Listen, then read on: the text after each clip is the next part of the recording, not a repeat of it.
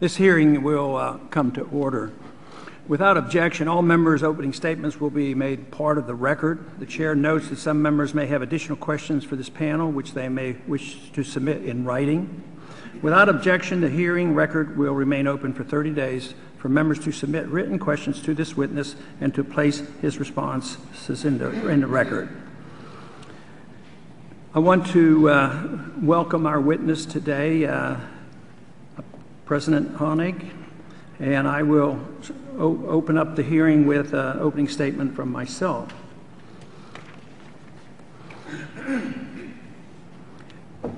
You know, over the years, I've been interested in the transparency of the Fed, and the Fed's been interested in the independence of the Fed.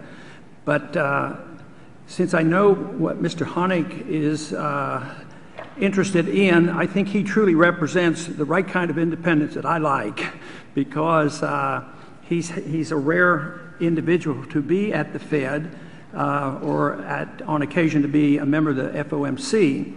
But I want to note that last year, when just virtually everybody was endorsing and welcoming QE2, he was dissenting against this position, I believe, about 8 times.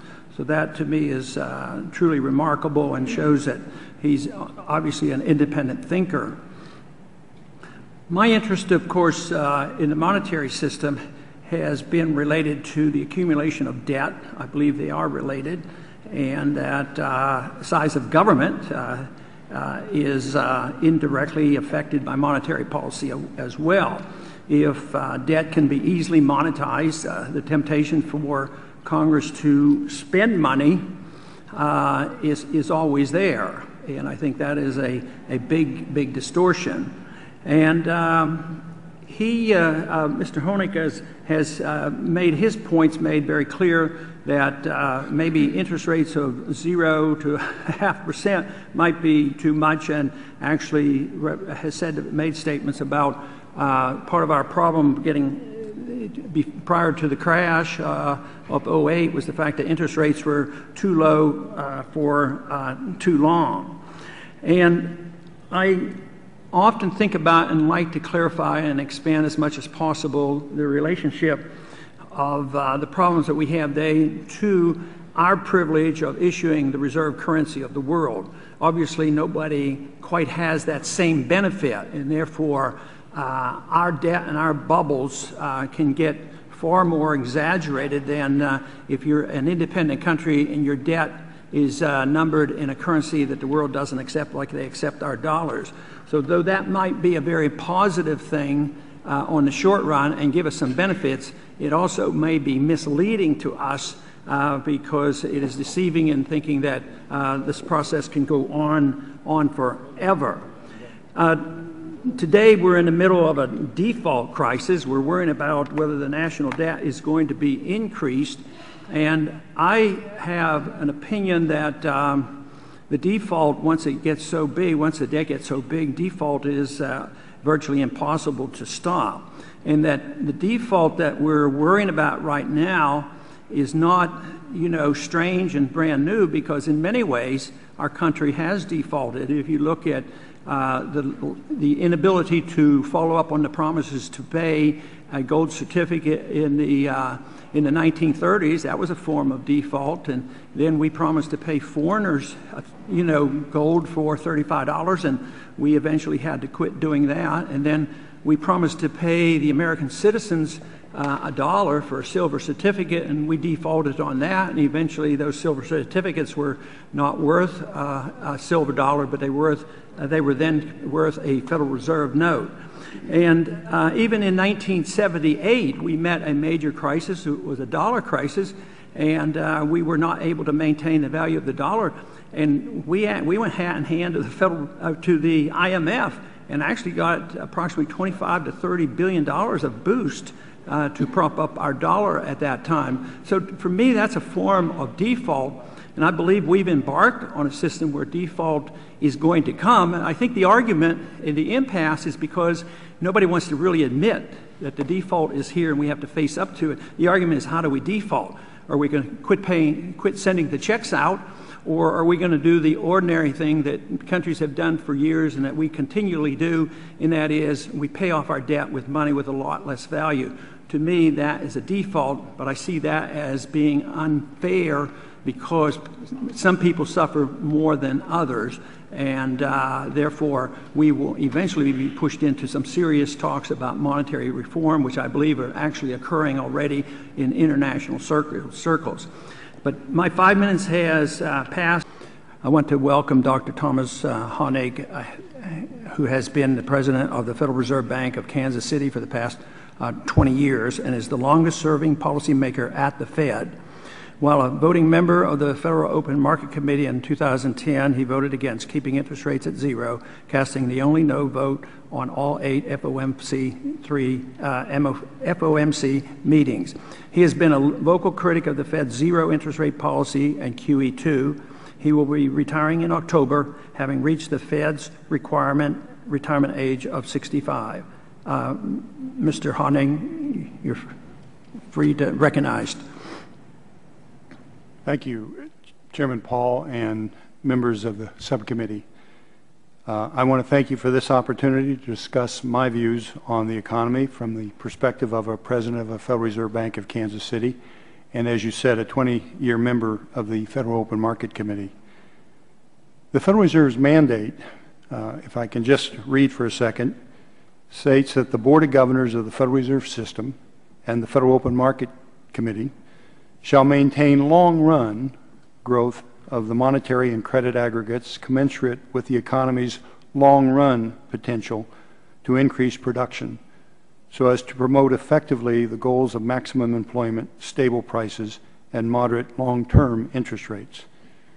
Within the context, then, of long-run, I see the role of the central bank is, in fact, to provide liquidity in a crisis and to create and foster an environment that supports long-run economic health. For that reason, as the financial crisis took hold in 2008, I supported the FOMC's cuts to the federal funds rate that pushed the target range between 0 and 0.25%, as well as other emergency liquidity actions taken to staunch the crisis. However, though I would support a generally accommodative monetary policy today, I have raised questions regarding the advisability of keeping the emergency monetary policy in place for 32 months with the promise of keeping it there for an extended period. I have several concerns with zero rates. First, a guarantee of zero rates affects the allocation of resources. It is generally accepted that no good, service, or transaction trades efficiently at the price of zero. Credit is no exception. Rather, a zero-rate policy increases the risk of misallocating real resources, creating a new set of imbalances or possibly a new set of bubbles. For example, in the 10th Federal Reserve District, fertile farmland was selling for $6,000 an acre just 2 years ago. That land today is selling for as much as $12,000 an acre, reflecting high commodity prices, but also the fact that farmland loans increasingly carry an interest rate of far less than 7.5%, the historic average for such loans. And with such low rates of return on financial assets, investors are quickly bidding up the price of farmland in search of a marginally better return. I was in the banking supervision area during the banking crisis of the 1980s, when the collapse of a speculative bubble dramatically and negatively affected the agriculture, real estate, and energy industries almost simultaneously. Because of this bubble, in the Federal Reserve Bank of Kansas City's district alone, I was involved in the closing of nearly 350 regional and community banks. Farms were lost, communities were devastated, and thousands of jobs were lost in the energy and real estate sectors. I am confident that a highly accommodative monetary policy of the decade of the 1970s contributed to that crisis. Another important effect of zero rates is that it redistributes wealth in this country from the saver to the debtor by pushing interest rates on deposits and other types of assets below what they would otherwise be. This requires savers and those on fixed incomes to subsidize borrowers. This may be necessary during a crisis in order to avoid even more dire outcomes, but the longer it continues, the more dramatic the redistribution of wealth. In addition, historically low rates affect the incentives of how the largest banks allocate assets. They can borrow for essentially a quarter point and lend it back to the federal government for purchasing bonds and notes that pay about 3%. It provides them a means to generate earnings and restore capital, but it also reflects a subsidy to their operations. It is not the Federal Reserve's job to pave the yield curve with guaranteed returns for any sector of the economy, and we should not be guaranteeing a return for Wall Street or any special interest groups. Finally, my view is that unemployment is too high, in part because of interest rates were held to an artificially low level during the period of the early 2000s. In 2003, unemployment at 6.5% was thought to be just too high. The federal funds rate was continuously lowered to a level of 1% in an effort to avoid deflation and to lower unemployment. The policy worked, but only in the short run. The full effect, however, was that the U.S. experienced a credit boom, with consumers increasing their debt from about 80% of their disposable income to 125%. Banks increased their leverage ratios, asset to equity capital, from around 15 to 1 to 30 to 1. This very active credit environment persisted over time and contributed to the bubble in the housing market. In just 5 years, the housing bubble collapsed, and asset values have fallen dramatically. The debt levels, however, remain, impeding our ability to recover from this recession. I would argue that the result of our short-run focus in 2003 was to contribute to 10% unemployment 5 years later. That said, I am not advocating for tight monetary policy.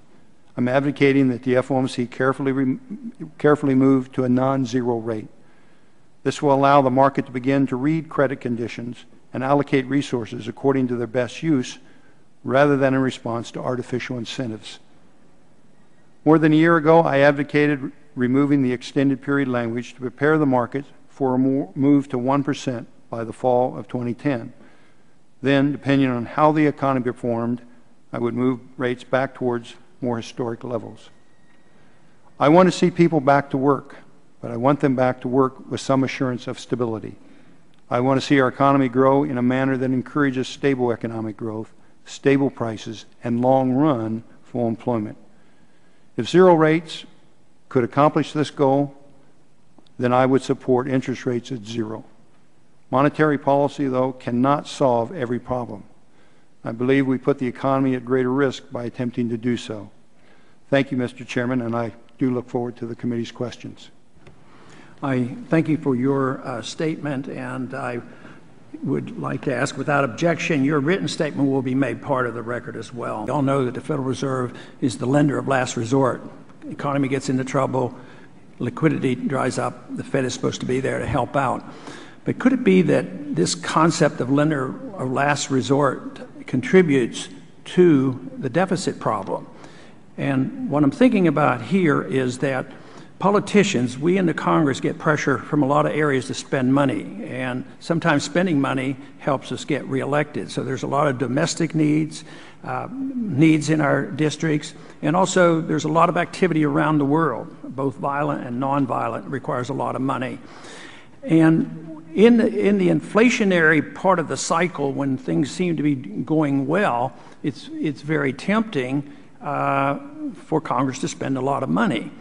But if the Fed is always there to keep interest rates low, doesn't that just encourage us? And Congress generally is undisciplined.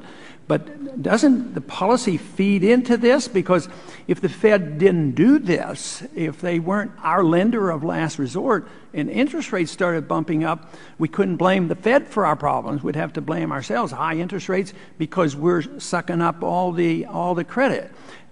Do you see a relationship between Fed policy and the encouragement or the allowing Congress to spend more than they should be?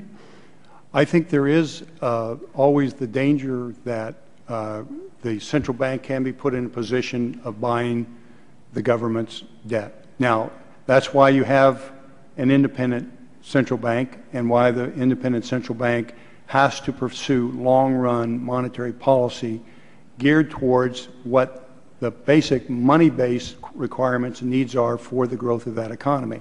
And it does require not only that the Congress be disciplined, but that the central bank be disciplined as well and not allow themselves to get drawn into that, yes. But in a way, doesn't your testimony verify that maybe the Fed didn't do their job because, they kept interest rates too low for too long, and we were part of the problem? So how do you protect against that if the Fed is as fallible as the Congress? Well, there's no system that's infallible. Whether it's the central bank doing this or the Congress doing it, there's no system that's infallible. What you have to, yes, I think that in the early part of the decade of the 2000s, that, as I've said many times, the policy was kept too accommodative too long. The consequence of that was to create a credit bubble. It affected not only the Congress, but of course the credit markets generally became very active. That's why we had the tremendous expansion in credit and housing and later the consequence. That is an area that we have to learn from and go forward from. I don't think it's directly related in terms of the Congress and the debt, but it is related to the economic conditions broadly and the expansion of monetary policy during that period. And I think we have to be careful and mindful of that as a central bank. Well, I would agree that no system is infallible, but it seems like we might get better information from the marketplace, dealing with interest rates. Prices are very important in the economy, and nobody's out there advocating wage and price controls. We've tried it, and hopefully they never bring that back again. But in a way, aren't we dealing with a price control, and you're looking for the price of money, the cost of money? And I think you talk about that the cost was too low, and this causes a misallocation of resources. So how do you know what the right price is? Well, I agree. You need to have a disciplined monetary policy that has a range. I mean, our long-term growth over the decades have been about 3% real growth. Our policy should be mindful of that as we conduct monetary policy going forward. And when we do go to zero and leave it there for an extended period, in reaction to a crisis, that's one thing. If we leave it there on a continuing basis, we do increase the risk that we misprice credit and misallocate resources, yes. Well, it seems like it's a contest between confidence in the market setting the price or the interest rates versus, somebody dealing with monetary policy. Right. And some of us have come to the conclusion that we like the market to set that. We'd like to see maybe the retirees get more for their CDs. Right. I understand, but I mean the market makes terrible mistakes as well, and the market is responsible because it gets, if you will, euphoric in a direction, creates its own bubble around credit because we are a fractional reserve system. It crashes. The market itself isn't perfect either. It causes terrible. My time is up, but we're going to have a second round, and I want to ask about the fractional reserve banking system. If we look at the markets in the last couple of weeks, in light of all the conversation about whether or not the debt limit will be raised, my estimation or my observation is that the markets aren't that worried. Would you agree with that, or do you think the markets are showing problems, or at least potential problems? Well, to this point, I think the markets are, at least strike me as having the view that there will be a solution. And as long as that view is in place, they will tend to stay calm.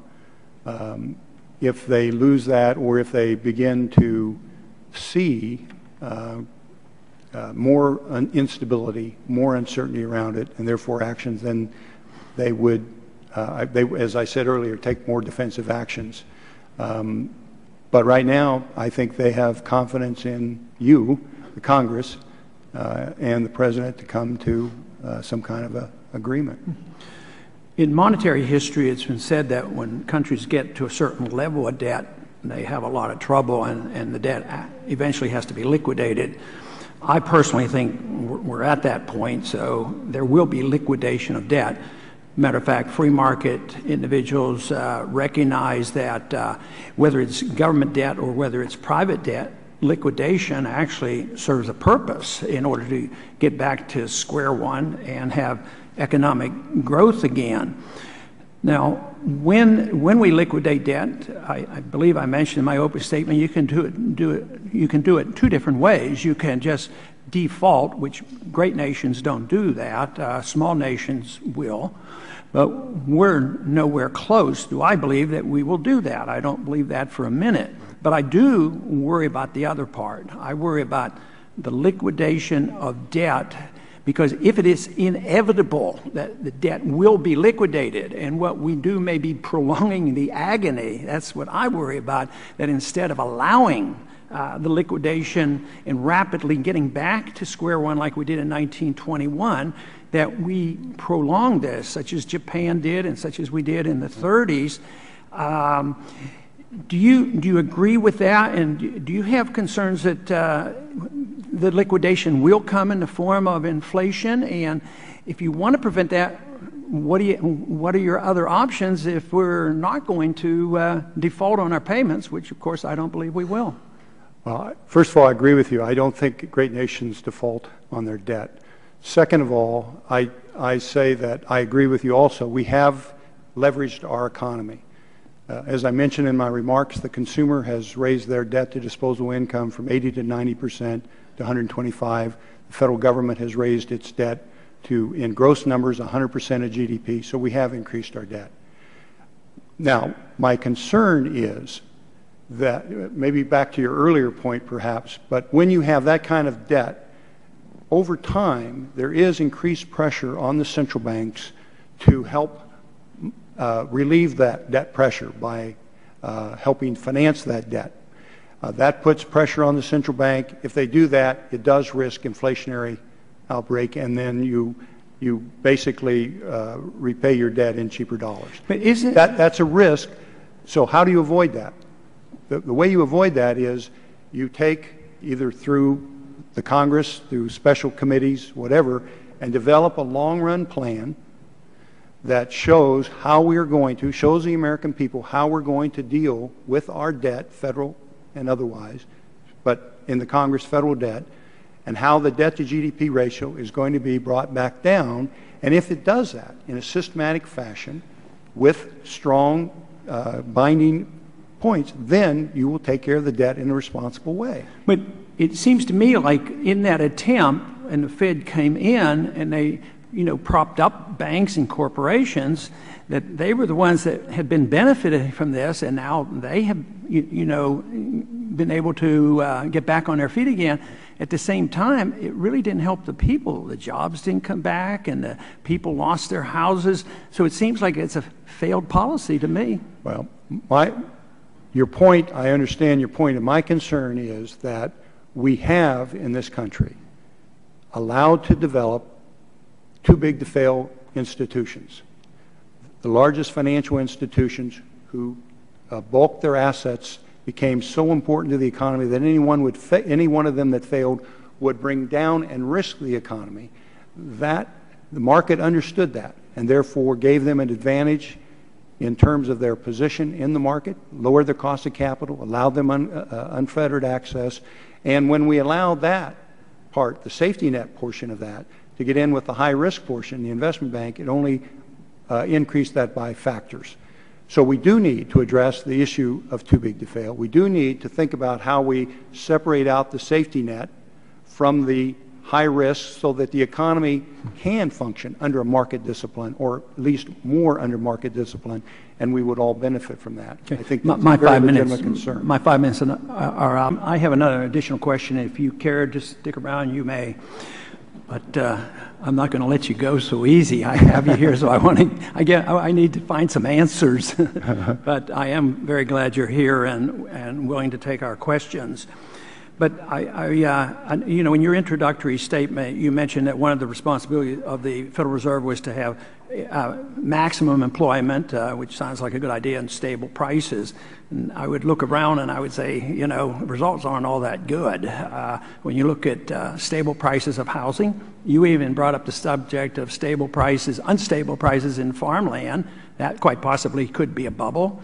I would think that if you looked at bonds and prices, they're very unstable, and who knows where that is going. You know, if the market overrides, which I believe is possible, markets are very, very powerful. I know the Fed's very powerful, but I also know markets are very powerful.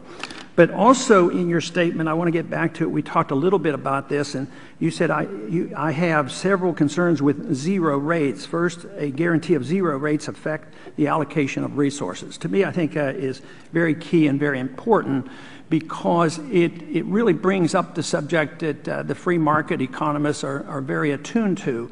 And Mises, in his Human Action, talks about this, is the misallocations and the malinvestment, excessive debt, money going into the wrong sectors, like farmland maybe, or NASDAQ bubbles and houses. But he took that and carried it a much further step. It seems like you have part of that philosophy, but not the full philosophy.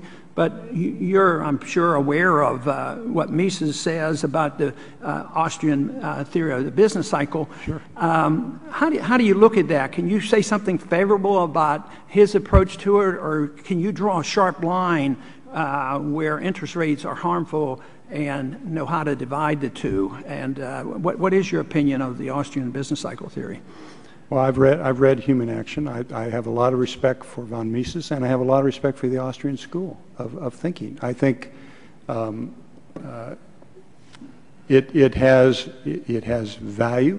I understand that when you overinvest, when you leave things artificially low and you overinvest, you create a correction by doing that. There's an action with that. My view is that's why central banks have to be mindful. I mean, no matter what the system is, if you have markets and capitalism, you're going to have cycles and you're going to have crises. And what you want the central bank to do is address the crises and provide, over a long period of time, a base liquidity of money that allows your economy to grow. When you move beyond that, when you find the central bank focusing on short-term issues, trying to manage the economy, trying to fine-tune it, then you create, if you will, impulses of instability, because you're trying to take care of short-run issues instead of looking to the long run. That's why when I say the duty of a central banker is to think long run. And that, I think I'm in agreement with the Austrian school, but I do think there is a role for central banks, as I've said. I certainly agree that, with your point. Once they overextend, they're into central economic planning, except many of us accept the notion that you get into central economic planning earlier than that, at the initial stages of believing that you can know what the interest rate should be. Maybe you can give me a quick comment on this. Do you think the problems in the world today, try to put that in perspective. I think it's a very big problem, because I don't think we've faced it quite the same way, because we have a fiat dollar standard, and we are the issuers of the reserve currency of the world. Mm-hmm. Do you think that has had an effect on what we're facing? The fact that we're issuing the reserve currency in the world, and it's much different than anything we faced before? What I think is that the fact that we're the reserve currency is a consequence of decades of very good economic policy. The fact that we've had an economy that has grown, become very important to the world, and therefore its currency has become very important. I think that's a consequence. It's something you, as someone also said, you've earned. With that is carried a responsibility to look to long-run policy. And to your point, I mean, if you have a gold standard, that is a legitimate alternative monetary base for your economy, but it does not eliminate crises. There's gold hoarding, there's positioning, there's mercantile practices. You will have crises. So It doesn't matter if it's Congress, it doesn't matter if it's the central bank, it doesn't matter what standard it is. Good policy leads to good outcome. Bad policy leads to bad outcomes. That's what you have to keep in mind. See, I'd question the word whether we earned it or not. In some ways, I think it was defaulted, because we were the standard. At least we pretended to be a gold reserve standard. Even though we weren't allowed to own gold, it was a international gold standard. And then the confidence continued, surprisingly to some people. So that's just a matter of an understanding or semantics about whether it was earned or we defaulted to. But I have one more question. Because I've been interested in the monetary issues, I'm delighted that you're here and so willing to visit with us. But, last week I learned that gold was not money, so I've been able to put that out of my mind. So gold is not money, so I'm still trying to figure out what money is. And I've asked these questions a lot of times. I've asked the Federal Reserve Board chairman over the years, and if I ask about dollar policy, they would say, well, we're not in charge of dollar policy. They're in charge of creating all this money and regulating interest rates, but they're not in charge of the dollar. Secretary of Treasury does that. But the Secretary of the Treasury doesn't give me any straight answers. But what I need to know from you, to further my education, is tell me what a dollar is and where can I find the definition in our code? Well, the denomination is, I think, or the title was given back at just about the founding of our country. It was based on a gold standard at that time. But money is, as you know, a medium of exchange, deferred means of payment, and store of value. And as long as the public and the world understands that the dollar that is produced by the Central Bank of the United States, the base money, and then credit goes on beyond that, it is money, as long as they take it as a medium of exchange, deferred payment, and store value. When that's lost, then it will no longer be money. But it's a note. It's a promise to pay. It actually, you're right about it. But it fills the three functions of money. Now, gold can do the same thing. And if Congress designated that the gold was the medium of exchange, then this is why I'm looking for the code, because the code, when I understand it, actually, in the early years, they wrote a dollar into the Constitution like they would write a yard, because everybody knew what it was. They didn't even define it. It was so well known. It was 371 grains of silver. But that's never been changed, the best I can tell. And all of a sudden now, we have a Federal Reserve note, a promise to pay nothing, is now the dollar standard, and we can create them at will out of thin air. And then sometimes people wonder why we have a shaky, rocky economy. But I'll keep looking, for the definition of a dollar. But best I can tell, we've never said a dollar is a Federal Reserve note. And the dollar under the code still says it's 371 grains of silver. We're about to close, but I do have one more short question. I think you can answer it rather quickly. What would be the ramifications if they stripped away the voting rights of the regional Fed presidents from the FOMC? Well, the ramifications would be you'd lose an important set of voices in the Federal Open Market Committee. And I think it would be a mistake. I mean, right now in my region, as I deal with our board, agriculture from a rancher from Wyoming, bookseller in Oklahoma, labor leader in Omaha, that's all input that comes into the process. And I think you would lose that voice and you would lose that input. And you can say, make them advisors, but let me just tell you, voting and advising are two different things, and they're not even close to one another. Mm-hmm. I would just say, since you've asked, I mean, I've been said, it's not democratic, it's not part of the political process, and my answer has been, the selection of my successor will be a process that relies on our board, who represent, like I said, a grain dealer in Kansas City, a entrepreneur in Denver, a labor leader, a bookseller, a manufacturer, and a rancher from all over our region, 6 of our 7 states. And they very carefully go through a search, and then it has to be approved by the Board of Governors, the political appointees. So to me, that's a very democratic process, and it is in contrast to if you select a Secretary of Treasury who happen to, if you're a Democrat, you select a former chairman of Goldman Sachs and you're a Republican, and you select a chairman from Goldman Sachs, that's political, but I don't know that it's any more democratic than our process, and I don't recommend it. I thank you. I thank you for being here. This hearing is now adjourned. Thank you.